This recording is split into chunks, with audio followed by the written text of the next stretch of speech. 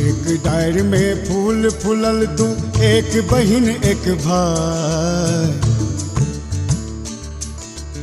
एक डायर में फूल फूलल दू, एक बहिन एक भाई। भैया फूले सर मोछ टेरैया, बहिन फूले श्री मुरझल जाए। बहिन फूले श्री मुरझल जाए, बहिन फूले श्री मुरझल जाए।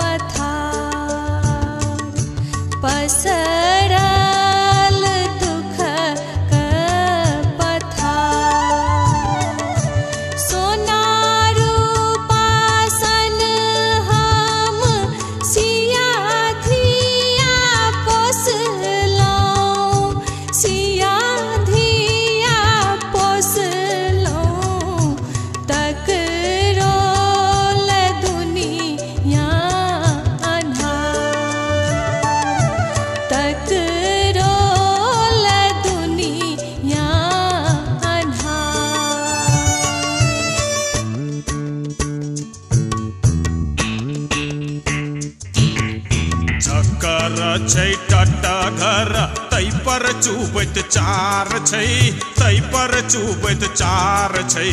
तकरो दाम 80,000 छै। पढ़ल लिखल हमर बौआ तै पर 420 छै।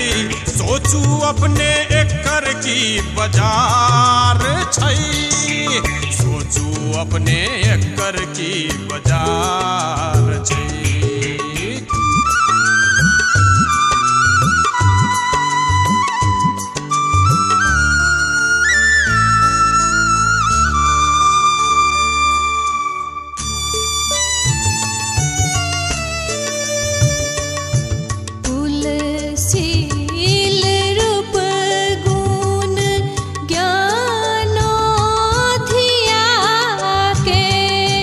ज्ञानो